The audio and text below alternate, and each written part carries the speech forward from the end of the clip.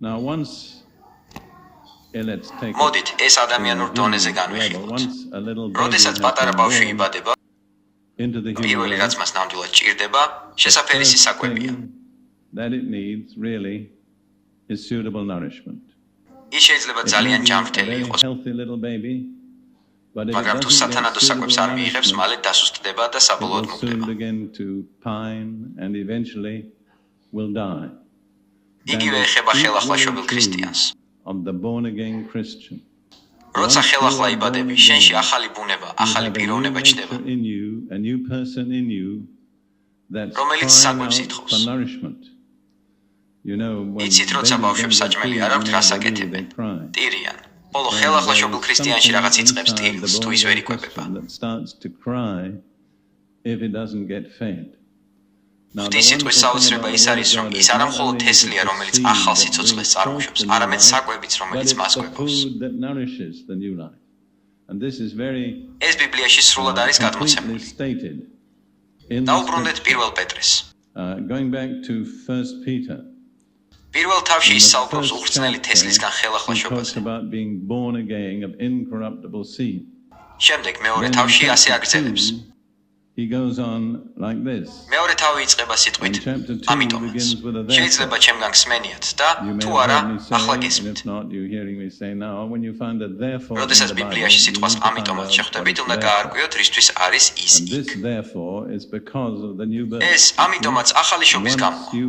ხომ ხედავთ, როდესაც ხელახლა იბადებით. ამიტომ მოიშორეთ ყოველგვარი სიბოროტე, ყოველგვარი ვერაკობა, თვალთმაქცობა, შური და ყოველგვარი ძვირის მეტყველება, როგორც ახალშობილმა ბავშვებმა, ისე ისურვეთ სუფთა სულიერი რძე, რათა მისი მეშვეობით გაიზარდოთ. მაშინ, რა არის საკვები ახლად დაბადებული ღვთისშვილისთვის? ეს არის ღვთის სიტყვის სუფთა რძე. და თუ ხელახლაშობილ ქრისტიანებს ამ საკვებით არ მოვამარაგებთ, ყველა ალბათობით ისინი დაკარგავენ იმ ახალ სიცოცხლეს, რომელიც მიიღეს. არაფერია იმაზე მნიშვნელოვანი, ვიდრე ხელახლაშობის შემდეგ ღვთის სიტყვით რეგულარულად კვება.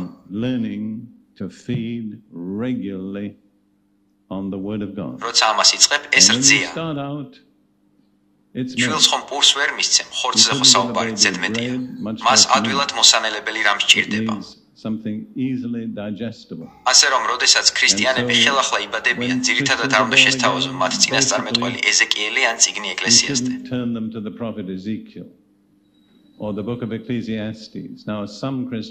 ზოგიერთ ქრისტიანს შეიძლება ეს მოეწონოს, მაგრამ მე ყოველთვის ვეუბნები ქრისტიანებს, ან თუ იმ ადამიანს ურჩევ რამეს, რომელიც უფალთან მივიყვანე. მე ვეუბნები, რომ პირველი რაც გჭირდებათ არის შესაფერისი საკვები. ზოგადად ვურჩევ წაიკითხონ ახალი აღთქმის 3 წიგნი თანმიმდევრობით. ეს დამოკიდებულია კულტურასა და წარმომავლობაზე, მაგრამ ზოგადად ვეტყოდი, რომ წაიკითხონ იოანეს სახარება საქმეების წიგნი და შემდეგ ეპისტოლე რომაელთა მიმართ. ზოგიერთისთვის ეს შეიძლება ბევრი იყოს, მაგრამ ვფიქრობ, რომ იოანეს სახარება ახალი აღთქმის ძალიან კარგი ნაწილია დასაწყებად. ადრე თუ გვიან კი საქმეებშიც უნდა ჩაუღრმავდე, რადგან საქმეები არის იმის სურათი, თუ როგორ უნდა ფუნქციონირებდეს ეკლესია.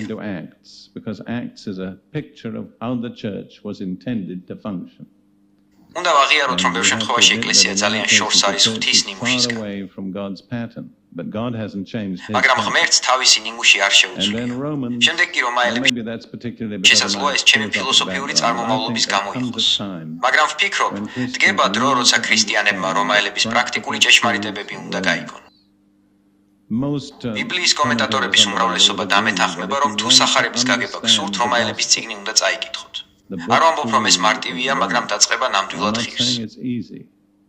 რომაელებზე ბევრი მასწავლებია და არასოდეს მგონია, რომ ამ თემაზე ამომწურავი ცოდნა აქვს. ყოველ ჯერზე, როდესაც სწავლებას ვამთავრებ, ვფიქრობ, ნეტა უფრო უკეთ მეთქვა, ან ბევრი რამ გამომრჩა მეთქი, ან უცებ აღმოვაჩენ იმას, რაც არ ვიცოდი, რომ ვიცოდი.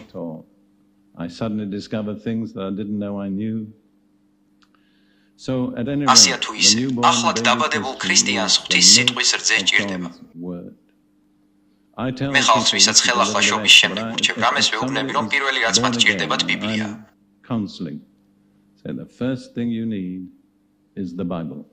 წაიკითხეთ ის რეგულარულად. ნუ მოშვიდებათ Don't read ნუ it წაიკითხავთ on მხოლოდ Sunday, კვირაობით. read it. I would say every day. წაიკითხეთ, მე morning, ვიტყოდი, ყოველ დღე every day. დილით და საღამოს. Secondly, მაშინ with your გაიზრდები. Bible reading, მეორეც, begin to ბიბლიის learn to კითხვის pray. პარალელურად I tell დაიწყე ლოცვა. people this. When you read the Bible, that's God მე ხალხს speaking to you. ვეუბნები. როდესაც ბიბლიას კითხულობთ, ეს ღმერთი გესაუბრებათ.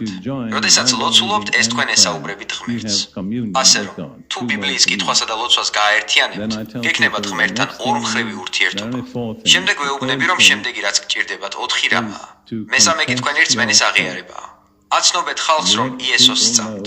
ქუჩის კუთხეში დგომა და ქადაგება არ გევალებათ, მაგრამ ღმერთი ყოველთვის იზრუნებს ამაზე. რომ გეძლევათ შესაძლებლობა უთხრათ ადამიანებს იესოს God will მწამს. see to it that you're confronted with an opportunity to tell people, I believe in Jesus. If თუ you თქვენს don't რწმენას confess არ your აღიარებთ, faith, ის it will გახმება. wither. რწმენა უნდა Faith აღიაროთ. has to be confessed. And the fourth thing, მეოთხე კი სხვა ქრისტიანებთან ურთიერთობა. ქრისტიანები მარტო ვერ ვითარდებიან.